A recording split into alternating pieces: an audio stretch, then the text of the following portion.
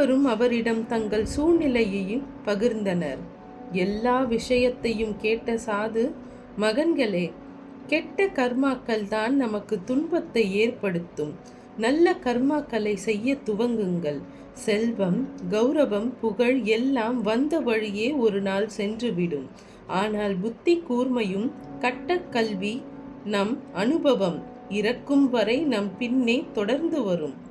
அதனால் அறிவை வளர்த்து கொள்ளுங்கள், கல்விகளையும் கலைகளையும் கற்கத் தொடங்குங்கள் என்றார்.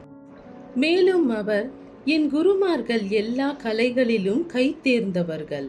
அவர்கள் 4 திசைகளிலும் திசைக்கு ஒருவராக பிரிந்து வாழ்கின்றனர். நீங்கள் அவர்களை சென்று பாருங்கள். உங்களுக்கு நிச்சயம் நல்ல எதிர்காலம் உண்டு என்று ஆசிர்வதித்துவிட்டு அங்கிருந்து கிளம்பினார் சாது. சகோதரர்கள் 4வரும் ஒரு முடிவிற்கு வந்தனர்.